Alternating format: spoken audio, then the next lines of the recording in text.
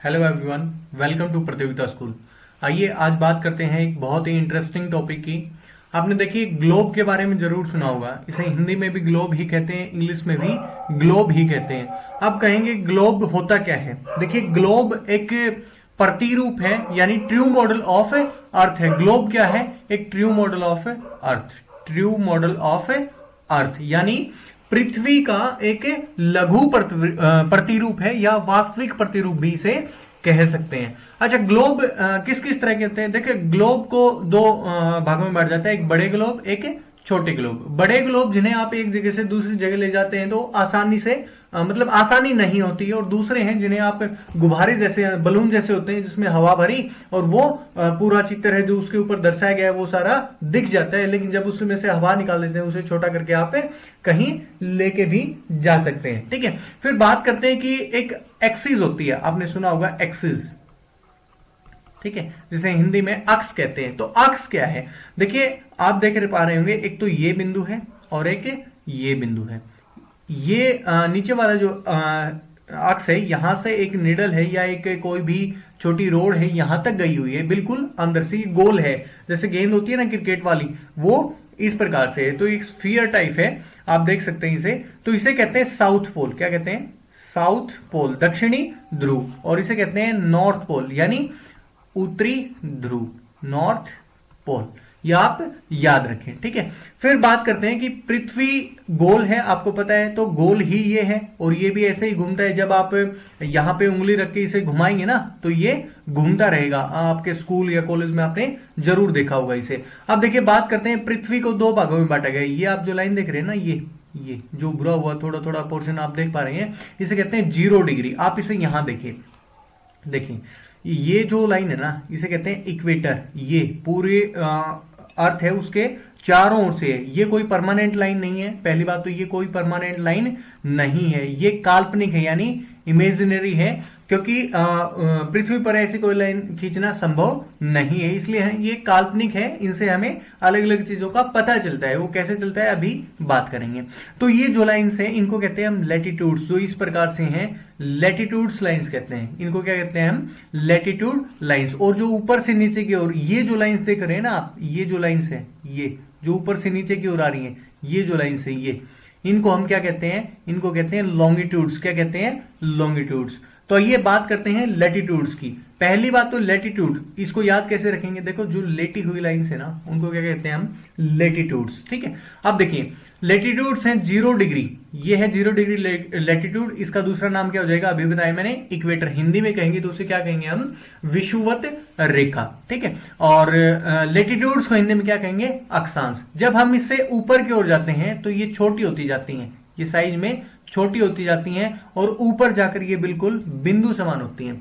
तो यहां आप देख सकते हैं, पहली बात तो ये पैरेलल होती हैं। यहां आप देख सकते हैं ये पैरेलल है, यानी कि कहीं भी ये मिलती नहीं है आपस में, ना पीछे ना आगे। ठीक है, और दूसरी बात, जब ये ऊपर की ओर जाती हैं तो ये छोटी होती जाती हैं, ये साइज में छोटी हो जाती है और नॉर्थ पोल पर जाकर ये बिंदु समान। इसी प्रकार जब ये साउथ में जाती हैं तो भी ये थोड़ी सी ऐसे ये पैरेलल्स होती हैं, तो ये भी नीचे आती जाएंगी और ये बिंदु समान होती जाएंगी। यहां बिंदु समान हो जाएगी, ये हो जाएगा साउथ पोल। अच्छा, ये 0 डिग्री है और इसी प्रकार से ये 90s है, इसी प्रकार से ये भी 90 है। तो कुछ प्रमुख लैटिट्यूड लाइन्स है उनकी बात कर लें। 0 डिग्री की हमने बात की। इसी प्रकार 0 डिग्री जो है इक्वेटर है वो अर्थ को दो भागों में बांट देती है। कौन कौन से दो भाग? एक नॉर्दर्न, एक सदर्न। इसे कहते हैं नॉर्दर्न हेमिस्फेयर यानी उत्तरी गोलार्ध, और इसे कहते हैं सदर्न हेमिस्फेयर यानी दक्षिणी गोलार्ध। ठीक है, अब बात करते हैं कौन कौन सी मुख्य है। जो नॉर्दर्न हेमिस्फेयर है उसमें एक लाइन है 23.5 डिग्री पे।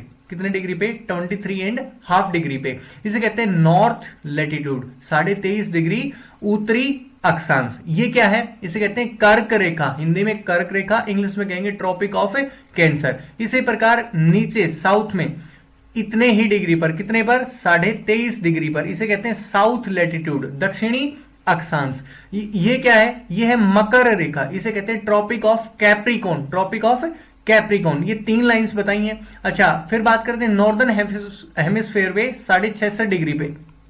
नॉर्दर्न हेमिस्फीयर में 66.5 डिग्री पे, ये है नॉर्दर्न लेटीट्यूड। ये इसका क्या नाम हो जाएगा, इसे कहते हैं आर्कटिक सर्कल, या हिंदी में इसे विषुवत वर्त भी कहते हैं। इसी प्रकार साउथ में बात करें, ये जो लाइन है 66.5 डिग्री पे, ये है साउथ लेटीट्यूड, इसे क्या कहेंगे, इसे कहेंगे अंटार्कटिक सर्कल। देखो इनका एक अन्य नाम भी है, इसे कहते हैं नॉर्थ पोल सर्कल, इसे कहते हैं साउथ पोल सर्कल। ठीक है, जो भी आप नाम याद रखना चाहे वो रख सकते हैं। हाँ, इसमें याद रखना सबसे बड़ी जो लेटीट्यूड लाइन है वो कौन सी हो जाएगी, 0 डिग्री। इनके बारे में और भी बात करेंगे विस्तार से। आगे बात करते हैं कि लॉन्गिट्यूड्स क्या होती हैं। देखिए आपने यहां एक चीज देखी, ये जो लाइन्स इनकी तो बात कर ली हमने, ये जो चारों ओर से घूमती हैं इस प्रकार से, ये तो कौन सी हो गई, लैटिट्यूड। अब लॉन्गिट्यूड्स कौन सी हैं, ये जो ऊपर से नीचे की ओर आ रही है ना, ये साउथ से नॉर्थ से साउथ या साउथ से नॉर्थ, जो भी कहें आप, ये लाइंस क्या कहलाती हैं, लॉन्गिट्यूड्स। इन्हें हिंदी में क्या कहेंगे, देशांतर रेखाएं। क्या कहेंगे, देशांतर रेखाएं। इनकी भी एक 0 डिग्री होती है, उसे क्या कहते हैं, प्राइम मेरिडियन। हिंदी में यामोत्तर कहते हैं, प्राइम मेरिडियन को हिंदी में क्या कहते हैं हम, यामोत्तर, यानी ये 0 डिग्री है। ठीक है, और 0 डिग्री से इसी प्रकार इस साइड और इसी प्रकार इस साइड, यहां भी 180 है और यहां भी 180 है, तो टोटल 360 आप मान सकते हैं। ठीक है, 160 तक ये घूमती हैं, ये चारों तरफ से। इनकी खास बात क्या है, यहां आपने देखा होगा कि ये बीच से तो इनके बीच में जो गैप है ना वो ज्यादा है, लेकिन जैसे जैसे ये ऊपर की ओर या नीचे की ओर जाती है ना, तो ये एक बिंदु पर जाकर मिल जाती है। तो ये समानांतर नहीं है। समानांतर कौन सी है, समानांतर है लैटिट्यूड्स, ये आप याद रखें। ठीक है, इसी के साथ अगर हम बात करें और लॉन्गिट्यूड्स में, तो लॉन्गिट्यूड्स की संख्या 180 इस साइड है, 180 इस साइड है। अब लॉन्गिट्यूड्स को टाइम के साथ कनेक्ट करके समझ सकते हैं। लॉन्गिट्यूड्स का, अच्छा एक बात यहां रह गई लैटिट्यूड्स में, देखिए ये जो हमने अलग अलग बनाए हैं ना, ये 23.5 डिग्री वाला ये रीजन, ये आप याद रखें, ये जो मैं मार्क कर रहा हूं ना, ये इस रीजन को हम कहते हैं टॉरिड जोन। क्या कहते हैं, टॉरिड जोन। अगर इसे हिंदी में कहूं तो उष्ण कटिबंध क्षेत्र। यहां गर्मी ज्यादा होती है। गर्मी क्यों ज्यादा होती है यहाँ, क्योंकि यहाँ सन रेज डायरेक्टली गिरती हैं। ठीक है, अच्छा फिर जो ये रीजन हो जाएगा ना, ये वाला और ये वाला, ये जो रीजन है, ये रीजन है, इसे क्या कहेंगे हम, टेम्परेट जोन, यानी शीतोष्ण कटिबंध। और जो ये वाला रीजन हो जाएगा नॉर्थ एंड साउथ वाला, इसे क्या कहेंगे हम, इस रीजन को हम कहेंगे शीत कटिबंध, यानी कि फ्रीज जोन। ठीक है, ये याद रखना कि लैटिट्यूड लाइंस है वो क्या करती हैं, लैटिट्यूड लाइंस है वो 3 जोन बनाती हैं। कौन कौन से, पहला हो जाएगा टॉरिड, फिर हो जाएगा टेम्परेट और फिर हो जाएगा फ्रीज, यानी उष्ण, उपोष्ण और शीत। ये आप याद रखें।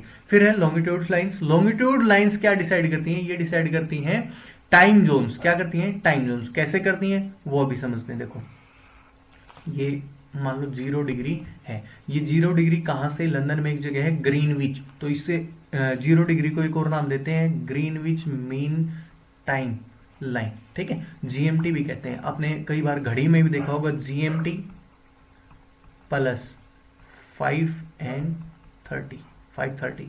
इसका मतलब क्या होता है, यानी जीएमटी से 5.5 घंटे आगे। जीएमटी पे जो टाइम है ना उससे 5.5 घंटे और आगे। तो अब इसको समझते हैं कैसे। देखो ये यहां से 180 डिग्री तक चलती रहती है, तो 1 डिग्री मान लो यहां से है, फिर 2 3 4 5 6 7 8 9 इस प्रकार से चलते रहते हैं। तो 1 डिग्री है ना, 1 डिग्री बराबर होता है 4 मिनट के। कितने मिनट के, 4 मिनट के। तो भारत की जो स्थिति है, भारत की जो स्टैंडर्ड टाइम लाइन है वो 82.5 डिग्री है। कितनी है, 82.5 डिग्री। और वो कहां से गुजरती है, वो इलाहाबाद में एक जगह है मिर्जापुर, मिर्जापुर में एक गांव है जिसका नाम है नैनी, वहां से होकर गुजरती है। तो इसीलिए भारत का जीएमटी से टाइम कितना आगे है, 5.5 घंटे। 5.5 घंटे कैसे है, देखो 1 डिग्री मैंने बताया कितने मिनट के बराबर, 4। तो इसको मल्टीप्लाई करते हैं, पहले 82 को मल्टीप्लाई करो 4 से, यह आ जाएगा 328, और 1/2 है, 1/2 को मल्टीप्लाई करते हैं 4 से, तो ये कितना आ जाएगा 2 इसमें ऐड करेंगे 330 को आवर्स में चेंज करेंगे तो 60 से डिवाइड करेंगे, 60 से डिवाइड करेंगे तो कितना आ जाएगा 5.5, यानी 5.5 घंटे आगे।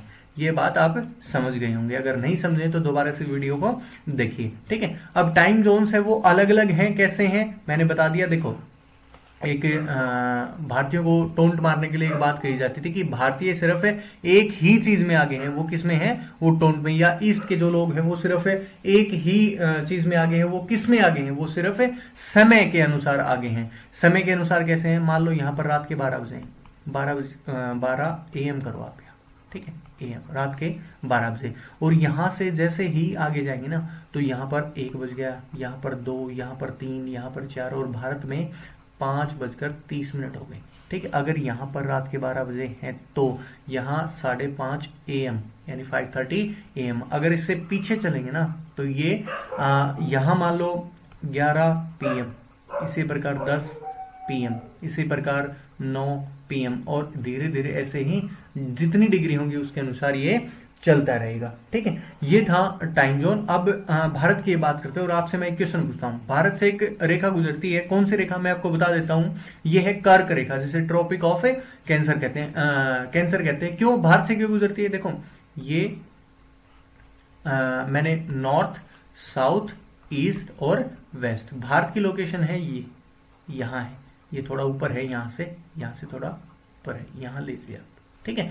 तो भारत से एक लाइन गुजरती है, नॉर्थ ईस्ट में है, मतलब ये 0 डिग्री, 0 डिग्री से ऊपर नॉर्थ में है कर्क, तो जो ट्रॉपिक ऑफ कैंसर है वो नॉर्थ हेमिस्फेयर में है, तो नॉर्थ से गुजरती है, तो ये यहां से गुजरती है, ये लगभग यहां से, देखो ये देखो, यहां देखो मैप में आप, ये 22 डिग्री है, ये 24 डिग्री है, और यहां 23 मानो, और यहां से 23.5, तो यहां से ये गुजर रही है, ठीक है। यहां से आप देखेंगे तो मैं आपको बता देता हूं, ये 8 राज्यों से होकर गुजरती है। कितने राज्यों से, 8 के आप नाम कमेंट बॉक्स में जरूर लिखिए, ठीक है। वैसे ये 6th क्लास की जो एनसीईआरटी है उसका चैप्टर है, इसमें हमने बहुत सारी चीजें कवर की हैं। अगर इसमें कुछ रहता है तो मैं आपको फिर से करा दूंगा। और अगर आपने चैनल को सब्सक्राइब नहीं किया है तो प्लीज चैनल को सब्सक्राइब कीजिए, और वीडियो को जो स्कूल गोइंग स्टूडेंट्स हैं या जो कॉम्पिटिटिव एग्जाम की तैयारी कर रहे हैं उनके साथ जरूर शेयर करें। थैंक